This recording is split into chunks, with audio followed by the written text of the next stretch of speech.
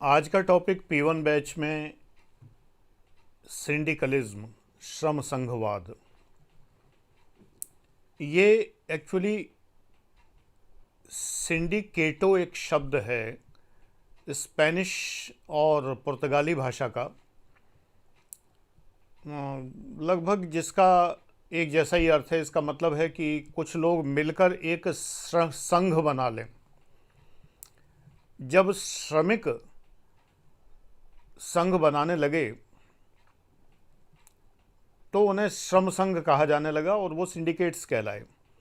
Syndicate कैसा भी संघ होता है, जैसे गाज़ियाबाद में आयरन सिंडिकेट था, अब है या नहीं मुझे नहीं पता। वैसे ये टैक्स बचाने वालों का एक गिरोह हुआ करता था, जिससे हम लोगों को निपटना बड़ा मुश्किल पड़ जाता था। बड़े दबंग लोग थे इसके अंदर और बहुत पैसे वाले लोग थे। सन 90 की बात बता रहा हूँ, 1990। श्रम संघवाद जो है ये 20वीं शताब्दी का एक बहुत प्रसिद्ध शब्द रहा है, जबकि समाजवाद बहुत तेज़ी से फैला, पूरी दुनिया में पांव पसारे, जैसे आजकल पूंजीवाद फैला रहा है पांव अपने। और कोरोना ने, लॉकडाउन ने पूंजीवाद के फैलने में बड़ी सहायता की है, इसीलिए इसको प्रायोजित पूंजीवाद भी मैं कहूँगा। अचानक एक शब्द मुंह से निकल गया कि कोरोना एक प्रायोजित पूंजीवाद है, ऐसा एग्ज़ाम में क्वेश्चन भी आ सकता है। स्पॉन्सर्ड कैपिटलिज्म, क्योंकि सब काम घर बैठे होगा तो आपको 4G 5G चाहिए, अच्छे मोबाइल चाहिए, अच्छे कैमरे चाहिए, अच्छा सेटअप चाहिए, घर में ही एक कमरा चाहिए जो आप ऑफिस बना सकें, या आप बच्चे पढ़ सकें, टैब्स चाहिए, बहुत सारे तरह के स्मार्टफोन चाहिए। खैर, अब श्रम संघवाद फिर से चर्चा में चल रहा है, इसलिए मैंने बताना ज़रूरी समझा। अब क्या हो रहा है, मज़दूर भूखों मरने लगे। अभी क्या हुआ, अभी तो और मरेंगे, देख लेना। ये कोई वो नहीं है, कर्स नहीं है, श्राप नहीं दे रहा हूँ भाई। मज़दूरों को क्यों श्राप दूंगा, उन्हीं के बल पर तो हम लोग ऐश कर रहे हैं। बड़ी बड़ी बिल्डिंगें और बड़े बड़े काम जितने हो रहे हैं सब उन्हीं के बल पे हो रहे हैं। मज़दूरों का तो मैं सम्मान करता हूँ, लेकिन मैं कम्युनिज्म का सम्मान नहीं करता। मैं पूंजीवाद का भी सम्मान नहीं करता व्यक्तिगत तौर पर। तो मैं किसका सम्मान करता हूँ? इंसान का सम्मान करता हूँ, व्यक्ति का।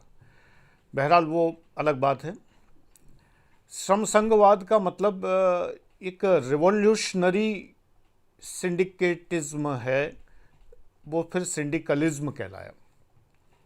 यानी कि मज़दूरों का एक संघ बनना और फिर हड़तालें करना, धरना देना, पिकेटिंग करना, तोड़फोड़ करना, यानी दबाव समूह बनाना, इंटरेस्ट ग्रुप्स बनाना और मिल मालिकों को अपनी मांगें मनवाना। ये 20वीं शताब्दी की बातें हुआ करती थी। 21वीं शताब्दी में ये बातें ज़रा पीछे रह गई हैं, इसीलिए पूंजीवाद आगे बढ़ गया। और जो ये समाजवाद था, जिसे साम्यवाद भी कहते हैं, वामपंथ भी कहते हैं, मार्क्सवाद भी कहते हैं, है ना, तो ये सब पीछे रह गए।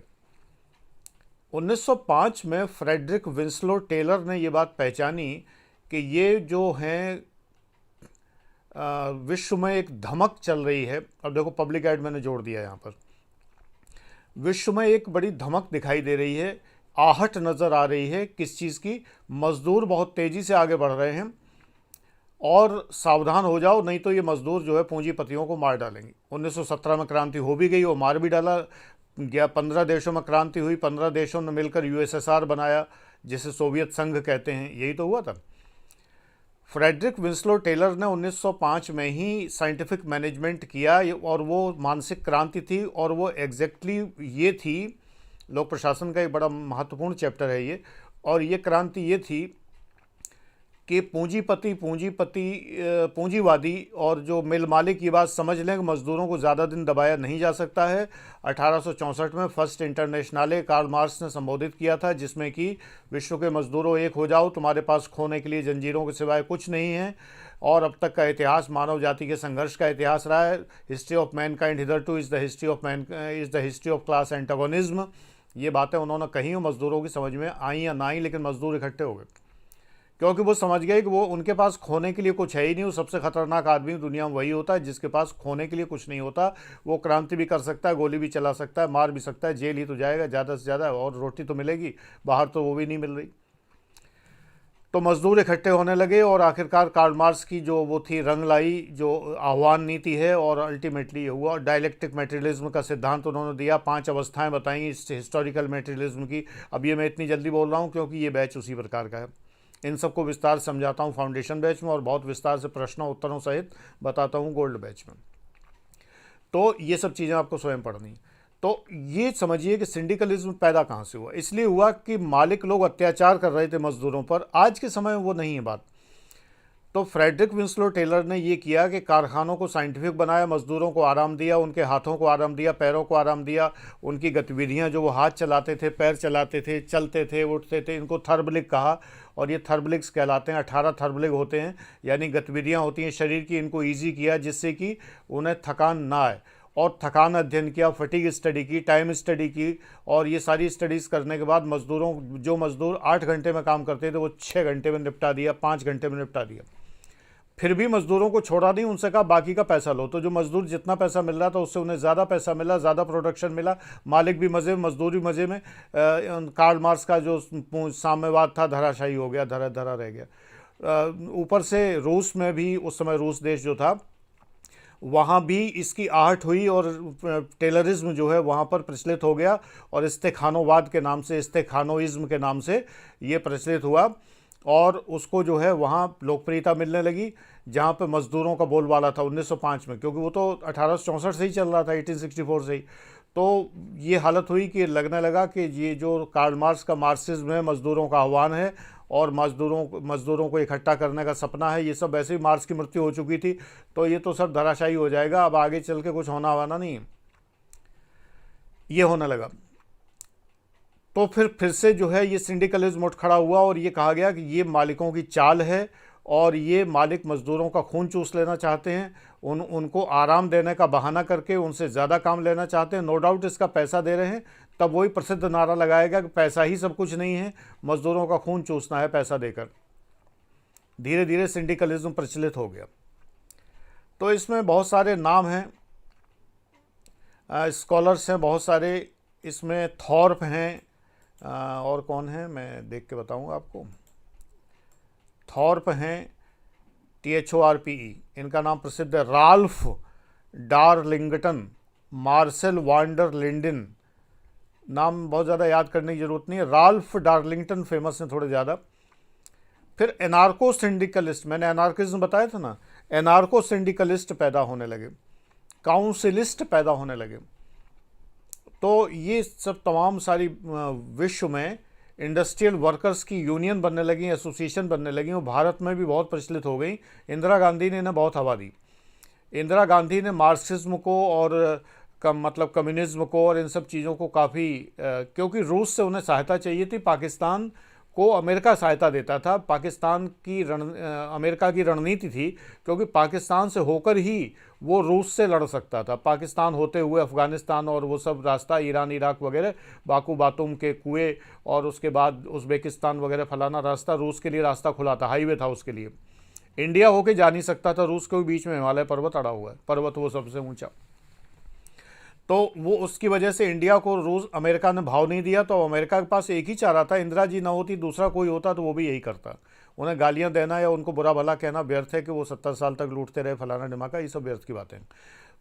उस समय एक ही रणनीति थी कि हमें रूस को, क्योंकि तुम लोग तो बहुत से पैदा भी नहीं हुए होते, तुम्हें जानो क्या, तुम तो आज की बातें सुनते हो, तमाम हिंदुत्ववादी और तमाम सारी राजनीति सुनते हो, इसलिए तुम्हें लगता है कि बस वो लोग लूटते रहे। ऐसा नहीं कि मैं कोई कांग्रेस को बहुत पसंद करता हूँ, लेकिन मैं एनालाइज करता हूँ। मैं जानता हूँ कि उस वक्त की ज़रूरत यही थी कि जो भी सरकार होती वो रूस को पसंद करती, पैम्पर करती और उनसे वरद हस्त प्राप्त करती, और इंदिरा गांधी ने यही किया। हालांकि रूस ने कुछ भी मुफ्त नहीं दिया। अमेरिका ने तब भी भारत को मुफ्त दिया, बहुत सा दान दिया, हालांकि बहुत घटिया दान दिया। PL 480 स्कीम में बहुत घटिया दान दिया, लेकिन दिया तो रूस ने तो कभी नहीं दिया, उधार दिया खाली बस। हाँ, 1971 के युद्ध में बांग्लादेश वाले में रूस ने वीटो के पावर का इस्तेमाल किया और भारत बच गया। नहीं, परमाणु युद्ध होने वाला था और अमेरिका भारत पर परमाणु हमला करने के लिए तैयार था। हम लोग मरने के दिन गिन रहे थे। मैं BSc में पढ़ता था।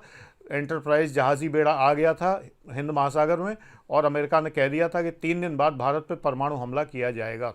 अगर भारत बांग्लादेश से नहीं हटा।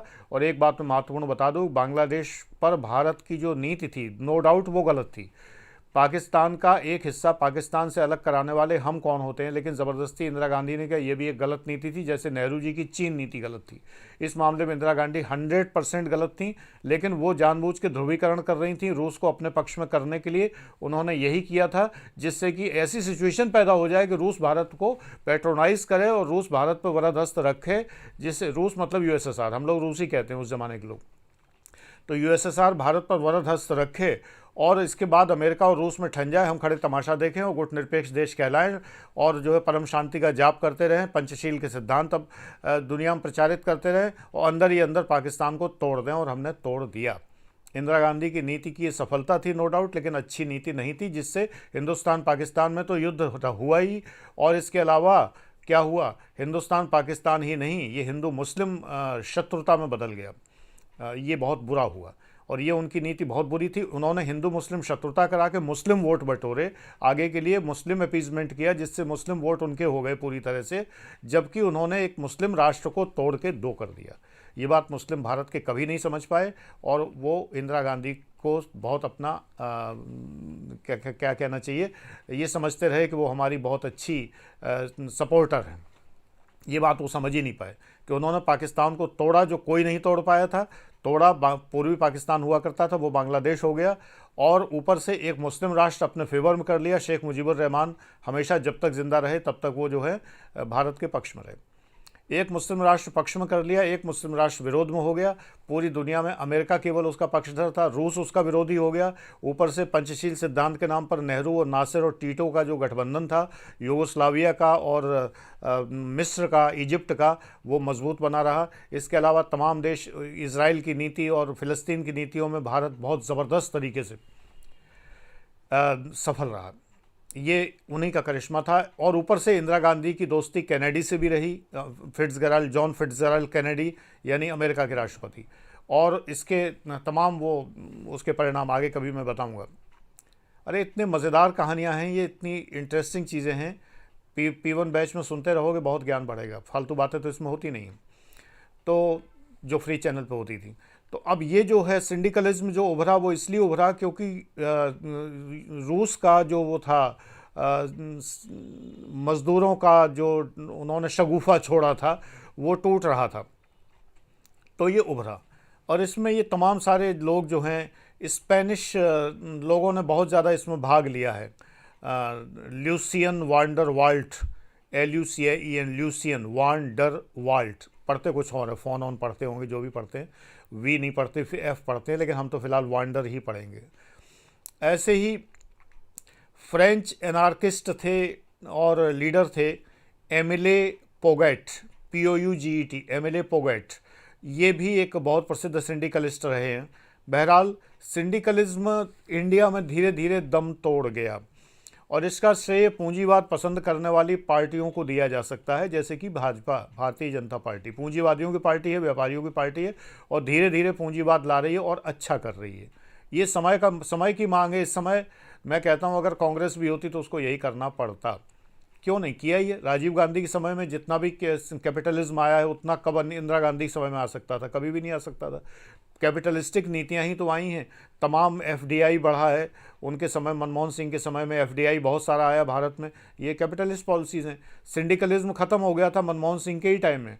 सिंडिकलिज्म का मतलब वही हड़तालें, यूनियनबाजी, फलाना, इसलिए कि मज़दूरों और मालिकों के बीच में एक सम्मानजनक समझौते पैदा हो गए और ये हुआ, सर्विस कंडीशंस हो गई और ये बातें हो गई कि भाई ये इन शर्तों पर तुम्हें नौकरी करना है, ये प्रोविडेंट फंड मिलेगा या नहीं मिलेगा, या इतना तनख्वाह मिलेगी, इतना, हर कुछ क्लियर है। और अगर नहीं है तो भाई श्रमिक अदालतें हैं, उन सब में जाओ। तो हमारे इंटक एटक सीटू फीटू, जिन्हें इंदिरा गांधी के ज़माने से कांग्रेस पानी देती रही है, बराबर सींचती रही है, बढ़ाती रही है इन पौधों को, रेलवे मैन्स फेडरेशन और ऑल इंडिया लेबर यूनियन और फलाना धमाका जी, इंटक एटक सीटू पीटू जितनी भी हैं, इन सबको आगे बढ़ाते हुए सब दम तोड़ गए, बुरी तरह से ध्वस्त हो गए सब। और ये श्रेय जाता है केवल BJP सरकारों को, चाहे वो अटल बिहारी जी की सरकार हो या मोदी जी की सरकार हो, क्योंकि इन्होंने उनको बुरी तरह तोड़ दिया और पूंजीवाद को बढ़ावा दिया।